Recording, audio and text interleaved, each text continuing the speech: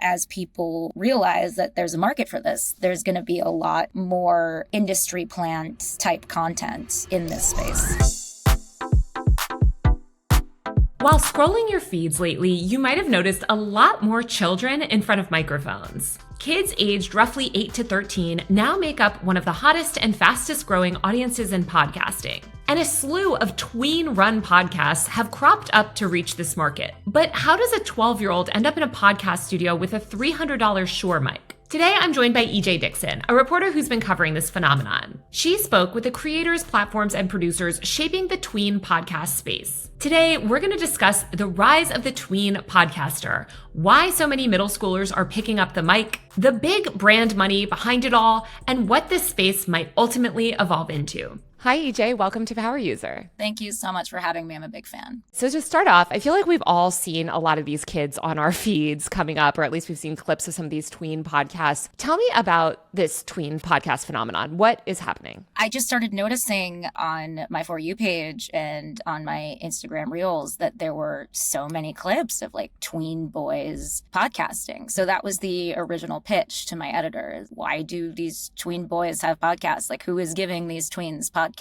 And it eventually expanded into something a little bit broader. Why do you think tweens are suddenly drawn to podcasting? Because I feel like I've noticed the same phenomenon where I just increasingly see these 12, 13, 14-year-olds with mics in front of their face all over my TikTok and Instagram. I think it's a few reasons. I think the main reason is because it's pretty easy and low lift. I mean, you as a content creator know that there's a world of difference between sitting and shooting and editing like a 30-minute YouTube video versus making a podcast where you can just invite somebody on and talk and shoot the shit. So it's fairly low lift. So I think that's a big reason. I also think that there's a lot more advertising budget being thrown around in the podcasting space right now versus YouTube or versus meta platforms like Instagram. So there's money in it. But I think the primary reason is just how big podcasts have been getting over the past year, especially in the coverage following the election, how there was all this discussion about the podcast manosphere. Everybody was realizing who Theo Vaughn was, who Nelk Boys were. They were covering, how Donald Trump during the campaign had appeared on all of these manosphere podcasts and coming to terms with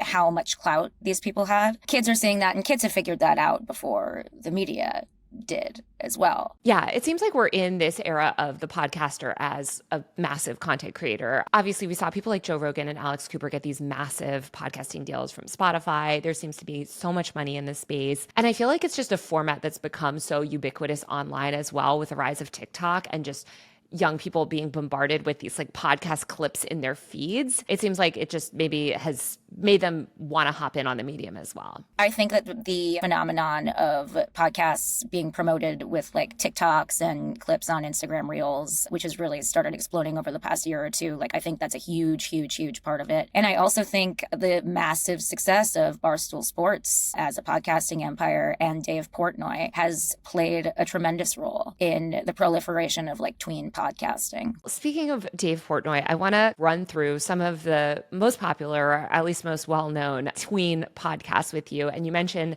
a few of them in your article. Number one is the MD Foodie Boys. This is a group of kids that are from Maryland, obviously MD, and they've actually cited Dave Portnoy as their inspiration. I think they collaborated with him. So to start, can you give me a sense of who are the MD Foodie Boys? I did do their first exclusive interview, so that is on my YouTube channel if you want to watch. But who are these kids and what is the vibe of their podcast? The MD Foodie Boys are these 13 and 14-year-old boys in 8th grade in Hartford County, Maryland. I think the word that can best be used to describe the vibe of their podcast is wholesome. Literally, their podcast is just them sitting around a table with these ridiculously expensive looking microphones and recording equipment, sharing their opinions about like school lunch or the best Pringles flavors. I think they had a clip that was circulating about oatmeal and whether or not oatmeal was mid. It's just very, very innocuous content. And that's kind of what has resonated with people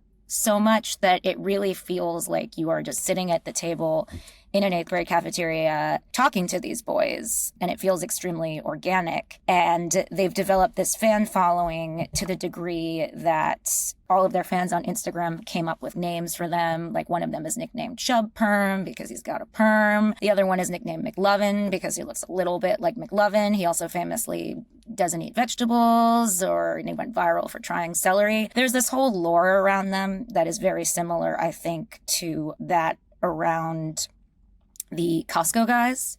I think that's the closest parallel that I can draw to the MD Foodie Boys. It's the same type of content, like very wholesome, G-rated, innocuous content. And also they've sort of built this whole lore and universe around their content as well. Yeah, it seems like it's so benign that it's almost brain rot level. Like you said, it feels like you're in an 8th grade cafeteria listening to these kids debate Doritos, but they've become so huge. I feel like they're really dominating in this space. But another super viral tween podcast is the GSD podcast. And these kids also, they constantly come up on my Instagram feed because they're always commentating on politics, or they'll do like this like emergency pod talking about tariffs. And it's just so bizarre to see these children talking about events. So what is this podcast? Because I never really looked into it other than sort of seeing viral clips. Who's involved with it and who's behind it? Yeah, that's how they came on my radar too. I saw the viral clip of the roundtable of the Tween Boys discussing, I think they were discussing tariffs actually. And in the same episode, they talk about like whether or not they would prefer to have ice in their water. So it's sort of like a combination of Ben Shapiro, like mini Ben Shapiro, and MD Foodie Boys is kind of the vibe, except, you know, ultra right wing. They're really political, and I feel like they're constantly talking about Donald Trump. And isn't there, I think you reported that their dad is involved or political somehow? Yeah, it's basically a family podcast. It's run by their dad, Matt Morstad, who had this big corporate job. I think he worked for a weapons manufacturing company. And then he quit his job, and he and his kids, who are 10 and 12, essentially became political content creators. So they're trying to build this content creation empire around this podcast and eventually spin it out into a couple other different media. Their audience is not that big, like their native audience. And something that the dad told me that I thought was really interesting was that most of their audience and engagement is negative. It comes from people like us, like liberals, who sort of come across it and are like, these kids are getting indoctrinated. These kids are going to be the biggest lefties in the world someday. But they don't have like a huge native audience, but they do have some degree of clout, like within the conservative ecosystem. Like they've had some pretty big names on their podcast. They had Savannah Hernandez on their podcast, who's this big right-wing Twitter influencer. They had Callie Means, the guy who helped shape RFK's like Maha agenda. So they're making inroads, like slowly but surely. The next one you mentioned in your story was the SaltyBoys podcast. Can you explain what they're up to? Yeah, they're a group of kids who started a podcast a year or two ago. It's a combination of like hustle, bro content, weightlifting tips, Bible quotes. It's very much like an imitator in the manosphere vein. There's also the Girl Talk podcast, which I guess these girls are a little bit older because they seem to be teens, more like teen versus tween, but they're getting so massive on YouTube. I mean, these videos have like hundreds of thousands of views. Can you describe their content? Yeah, again, it really just feels like you're sitting at in this case, high school cafeteria, like shooting the shit with these high school girls. They like rate each other's Coachella outfits. They talk about their first kisses. They talk about like the craziest DM their exes sent them when they slid in their DMs. It's very much exactly the type of conversation that you would overhear like real teen girls having. So they've really resonated with that audience. And then we have the LOL podcast. This is another one that is inescapable on YouTube. And I feel like I've seen their YouTube shorts all over. It kind of like merges YouTube, like kids' YouTube content, but also it's kind of like Mr. Beastie, like the vibe of it. Tell me about the LOL podcast and who's producing it. I think the way that you described it is actually pretty spot on. It's a combination of stunts where you'll have like the Mr. Beast thumbnail, like I did TK at TK and with his face. And the podcast is a wide range of content creators. I think the youngest one is 14 and the oldest one is like 20. Yeah, there's 5 of them. I think they're all like broadly, I don't even know what generation, if it's Gen Alpha or Gen Z, but they're super like YouTube pilled in my mind. Like they have these hyper expressive thumbnails that are like, I mean, the one is like, "Are boys scared of tampons?" And it's like, "Harper made Kate cry. I got blocked on Valentine's Day." I know it's not AI generated, but some of these titles just seem like they're like the most AI generated like teen slop. It almost seems like a parody of what like tweens and teens would be talking about. It doesn't really have the same type of authenticity that I would say that like the MD Foodie Boyz has. It's very much like targeted toward the YouTube generation where they build these like narratives and relationships. And the final one that you mentioned is the Rock Pod, which is the podcast from the Rock Squad, which is also a group of sort of child content creators on YouTube. Their content is also very YouTube held, like so much. I just feel like Mr. Beast's influence like can be seen on all of these things, but there's just like hyper saturated colors, bright stuff. The Rock Pod seems to be a bunch of young girls that have just recently started their podcast, right? It's honestly like it's difficult to sort of differentiate between some of these. It's almost like entering like a parallel universe where you just like click in and you see all these like creators that are huge and have huge followings, but you've just never ever heard of. I mean, it seems like they're sort of capitalizing on a more recent strategy, which is creating this content house and creating like all different types of content. And the podcast is just sort of another way to brand themselves, like another arm of that type of content. I think it's interesting how many of these podcasts offer advice. I mean, one of the Rock Pod's recent episodes is relationship advice from teens, as I don't know why we would want relationship advice from teens, but it seems like they're really focusing on a younger audience or like a teen audience or even an audience that's younger than they are. Who's the listenership for a lot of these podcasts? Is it other teens or is it even younger than that? It's kind of hard to gauge because of child privacy and data collection laws. The people that I spoke to were like, yeah, it's really hard to find data for audience members who are younger than 18. From what I can tell, though, I think that's right. Like, I think that assessment is right, that it is for kids who are younger than the age of the people in the videos. Because, when I was 18, I wouldn't have sat there and listened to a podcast by fellow 18-year-olds about like first kisses and Snapchat etiquette. It just like would not have been interesting to me. I would have been interested in something like a lot edgier. So I do think that it is sort of like for tween girls cosplaying teenage girldom in some way. Yeah. And back to the idea of advice too. I feel like so many of these podcasts really were birthed out of teenager therapy, which was so popular in 2020. Did that come across your radar at all? No. Teenager Therapy was this huge hit podcast. It was like one of the first hit Gen Z podcasts. And it was a bunch of teenagers in 2020. And I think they even started in 2019 that basically got podcast equipment and they started opening up about their lives and kind of having like these therapy sessions where it would be like these in-depth conversations about friendships and navigating different relationships and kind of interpersonal dynamics as well. The podcast eventually broke up because they all went to college. But I feel like it was this like unfiltered peek into these teenagers' lives, and it was so compelling because it was so unfiltered. They didn't have video, they didn't have thumbnails, like it was really real and raw. And it's interesting to see that back in 2020 compared to these podcasts now, where they seem so visually optimized. Like, are any of these podcasts not video podcasts? No, they are all video podcasts. All of the ones that I covered at least are video podcasts. I mean, you know this better than anyone. Like, you can't really have a podcast and not have it be a video podcast these days. That's how people are finding your content. They're not finding it on Spotify. Like, Spotify and other podcast platforms make it like really hard. There's no organic discovery mechanism. So that's really how people are finding podcasts now. Like even people my age, like even millennials are finding podcasts on Instagram Reels and TikTok. What effect do you think the like YouTubeification of podcasts and just the visual medium and like clip-based short form culture is having on the content that these kids are producing? Because so much of it feels so optimized for these platforms. I feel like that's what made the MD Foodie Boys go viral initially, is like they had these like really highly edited like short form clips that sort of mimic the style of like more professional podcasts. How do you see sort of social media impacting the actual content strategy on these pods? So I think it's a couple things, with the exception of the GSD Nation podcast. These podcasts are apolitical. They're not touching on any controversial topics. Literally, like the most controversial topic that the MD Foodie Boys touches on is celery and whether or not it's good. So I do think that's very advertiser friendly.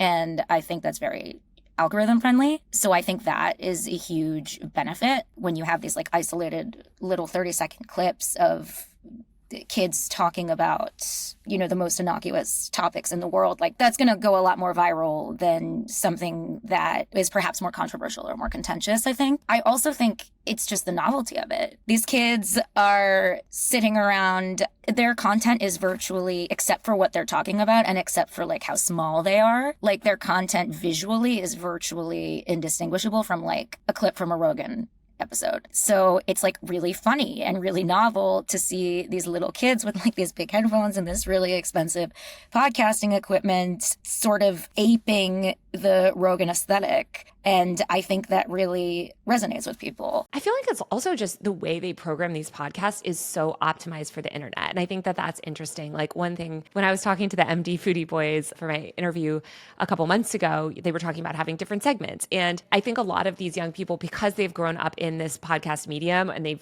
they're so aware of what they need to go viral, it seems like they're optimizing their podcasts for these clips or these moments that are clippable moments or these topics that they can very easily package. And I feel like that's a departure from like the previous version of the Gen Z podcast that we saw, where they were just more people like kids experimenting and they weren't thinking so intentionally about the internet. It seems like all of these podcasts are intentionally made for the internet. Oh, absolutely. Yeah, for sure. I mean, when they told me that their 19-year-old brother, I think it's Chubb Perm's brother, is the one who's like managing the social media, I wasn't surprised at all.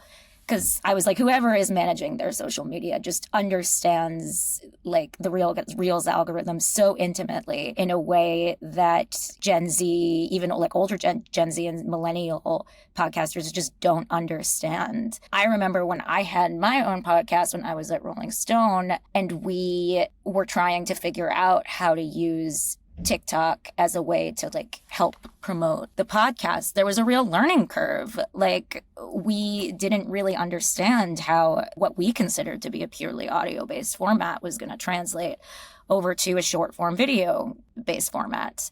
And Gen Z and Gen Alpha, they just get that. They just get that innately. I want to talk about podcasting equipment too, because a lot of these kids have nice podcasting equipment. I know, yeah. And podcast equipment too, the prices have gone down, although I don't know what the story is with tariffs, but you can get like a decent mic and decent cameras. And it seems like technology has progressed to the point where you don't need like to spend hundreds or thousands of dollars to make a decent podcast. There's platforms like Riverside, like we're using now too, that allow you to do it remote.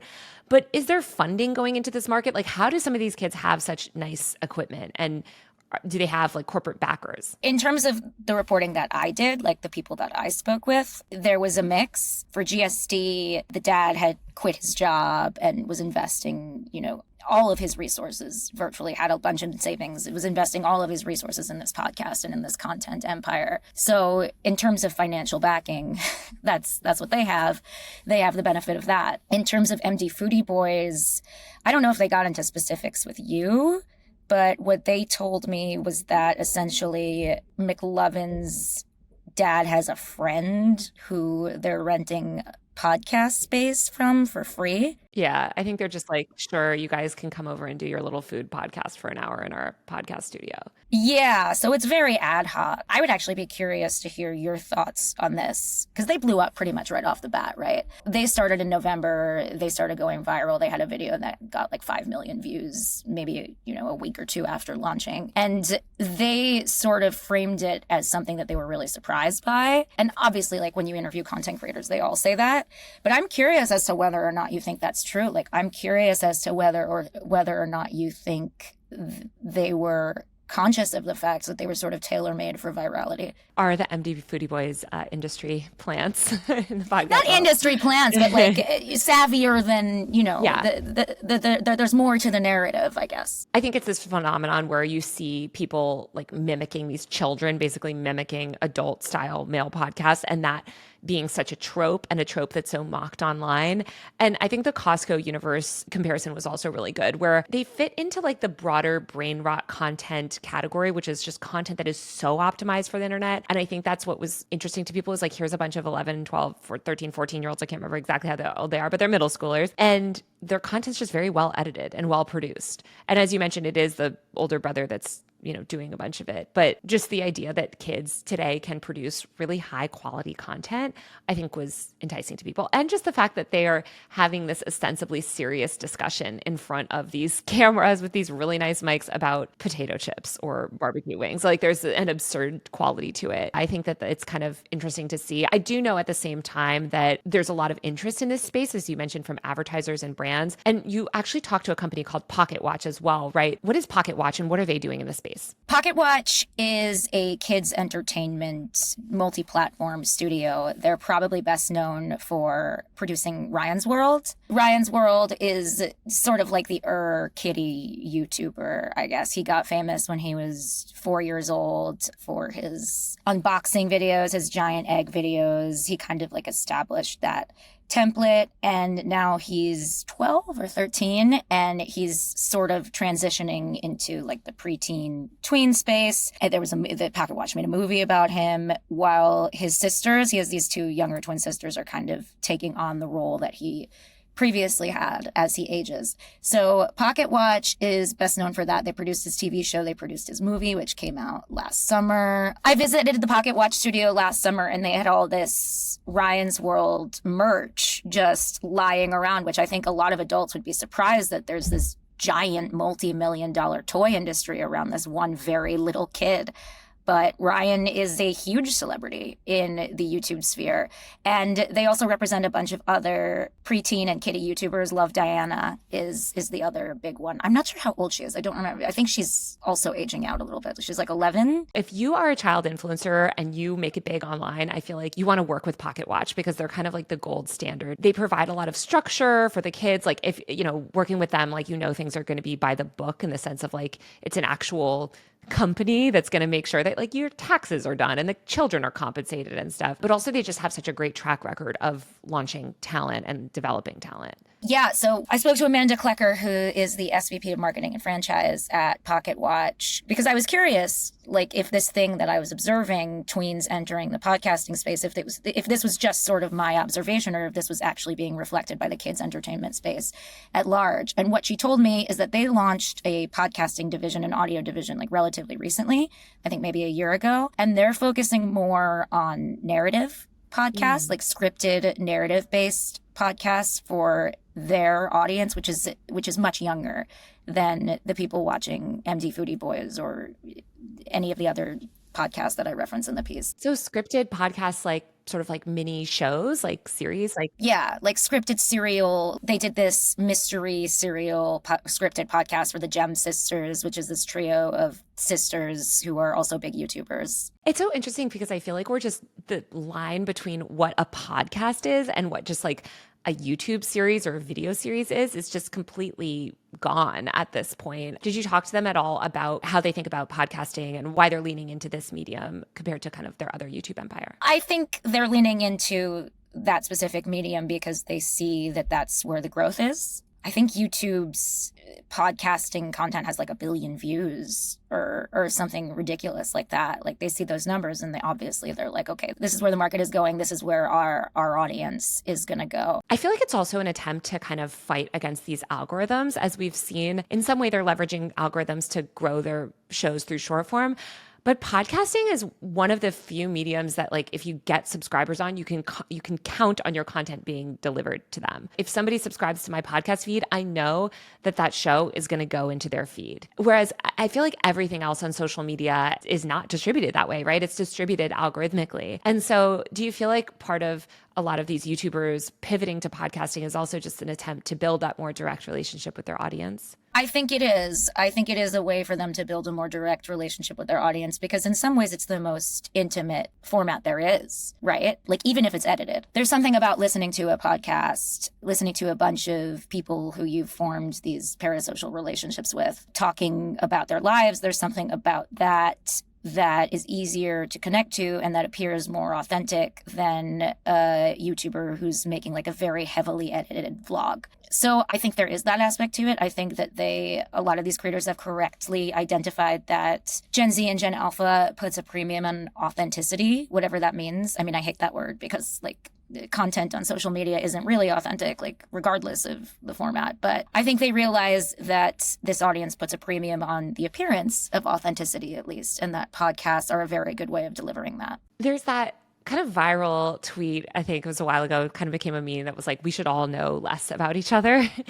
And when I think about the rise of these podcasts, especially some of the YouTube ones where it's a lot of tween and teen kids like spilling about their lives, where they're talking more about like the dating advice or crushes or things, like, I guess, what impact do you think this will have on these kids going forward? Do you think that there's any sort of downsides or concerns that should be had about just giving kids access to like this unmitigated medium to open up about so much sort of personal stuff? I think that you and I kind of have the same stance on like the child influencer space, or a similar stance, which is, I mean, my stance at least is basically, do I love that an influencer is the number one thing that every kid under the age of 18 wants to be? Like, no, I don't love that. Like, as a parent, I'm not a huge fan of that.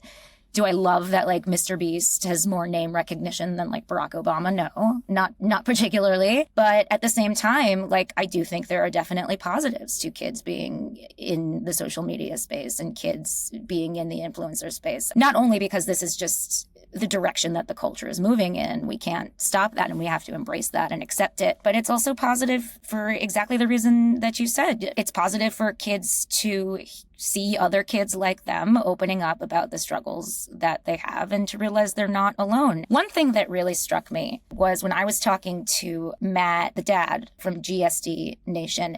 He was framing this podcast and sort of building his kids' content empire to me as a way to sort of instill in them the value of hard work, a way for them to think critically about issues and to learn the value of debating. And on one hand, I'm thinking, this is the most conservative argument I've ever heard. Like, this is the most right-wing influencer thing I've ever heard. Like, that can't possibly be true. These kids aren't learning how to debate anything. Like, they have the same opinions you do. But at the same time, as a parent, I get what he's saying. And I do see the value to that. I think he said something like they could be sitting in front of a screen all day watching Minecraft gameplays, or they could be actually making content. And I would rather they be making content. And I totally agree with that as a parent. That's what I tell a lot of parents too. Like, when their kid wants to start a YouTube channel or podcast or whatever, it's like, obviously you want to have some oversight, encourage them to steer away from controversial topics, but it's good for kids to learn like marketing, video editing, like these skills that are ultimately creative skills that allow them to express themselves, but also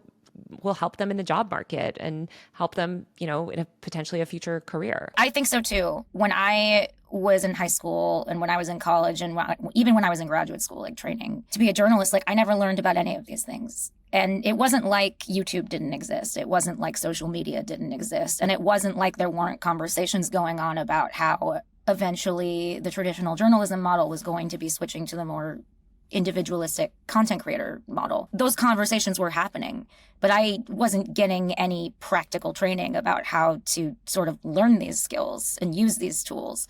So I think it's good that kids are learning them at a young age with supervision. Always with supervision. Yes. Do not let your 11-year-old start a podcast without supervision. I also think it's interesting just how much the media talks about young people and their beliefs and their thoughts and what they're doing and what they're eating, or, what the trends are. And it's interesting to see, like, as you charted in your piece, this like rise of these kids really building their own audiences and speaking for themselves. And I wonder how that's going to affect the media environment, because I think for the first time we're seeing kids that have always been kind of spoken for in the media develop their own platforms and speak for themselves and be able to talk about, like, I know you think that like you read in the New York Times that like this is the real trend among Gen Z, but actually we all love, I don't know, this other trend, or like we're all eating these kinds of Doritos now. And I think it's valuable for marketers, but also just like for culture. It's interesting to hear the thoughts from these kids from their own mouths. I agree with that to an extent, that it's interesting. I mean, maybe not like super interesting, but I do think that it like pokes holes in a lot of like the sort of lazy media like narratives around Gen Alpha or Gen Z. I don't even know what like a 13-year-old is these days, but I'm just interested in like what impact that might have if more of these kids get in and start asserting themselves, like what impact that will have on sort of the coverage of their generation. Well, I think much like the content creator model, I think it's going to be incredibly destabilizing for the media. I definitely think this is going to get bigger. I definitely think there's going to be more money put into this space over the next year or so. I definitely think the age of the average podcaster is going to get younger.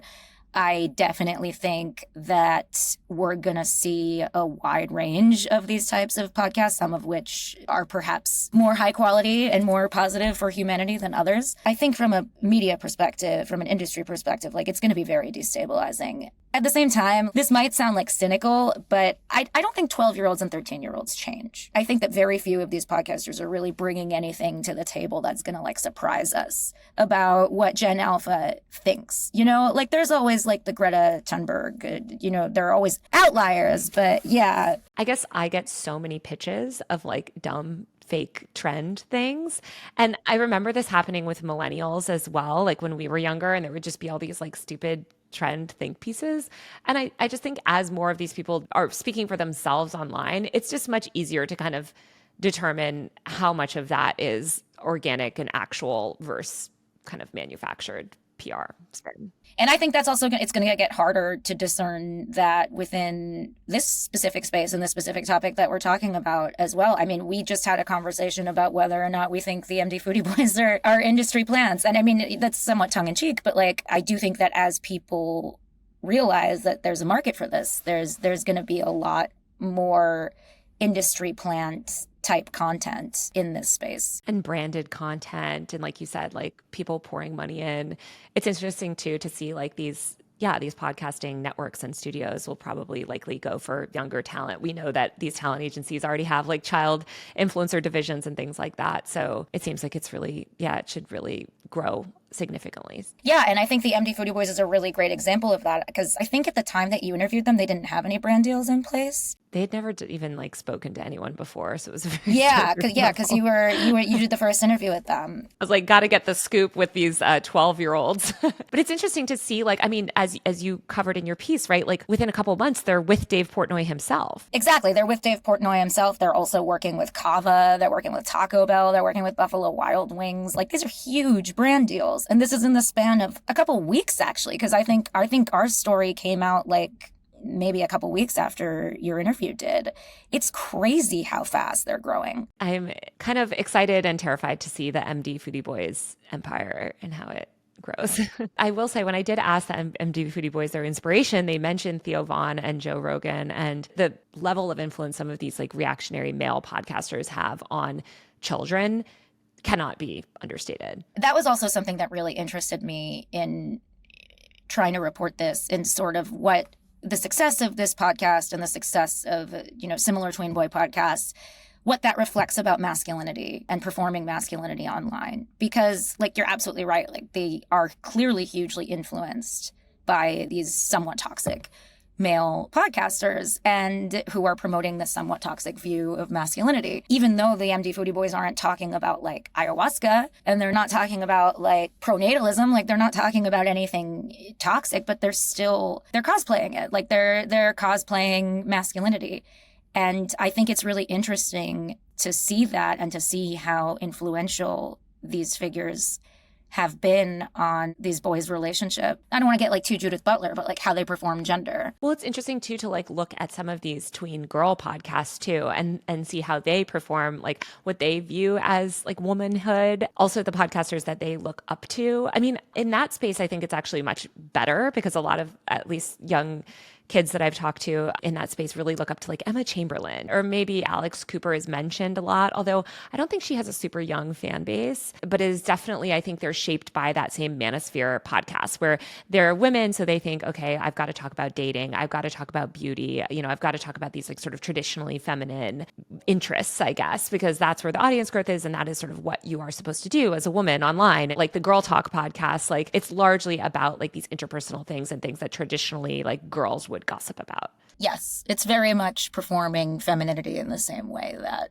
the MD Foodie Boys are performing a certain version of masculinity for sure. Well, I can't wait for these children to grow up and have massive political platforms, which is slightly terrifying. I mean, you're a mother. Would you let your kids start a podcast? That's such a good question. I was thinking about it the whole time that I was reporting this out. I think it would be so boring, honestly. Like, I wouldn't want to inflict that on humanity, because my kids are 8 and 2. One of them just learned to like speak in full sentences. And honestly, like I would say that even if my oldest was like a little older, just going back to the point I was making earlier, like I don't think these podcasts are interesting. That's kind of the appeal. Yeah, isn't that the appeal is like the sort of banality of it? Banality, yes. The appeal is the banality of it, because I do think that like at the end of the day, 12 and 13-year-olds, like, yes, they have complex inner lives, and yes, they're thinking about a lot of really serious things, but like the stuff that they're willing to talk about publicly is like boring. Like it sucks. And they're just figuring out who they are and how they want to present themselves. And usually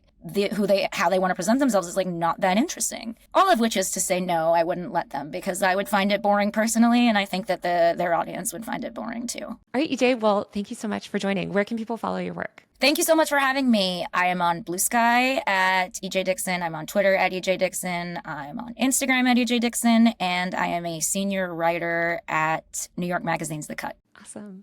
Thanks. All right, that's it for the show. You can watch full episodes of Power User on my YouTube channel at Taylor Lorenz.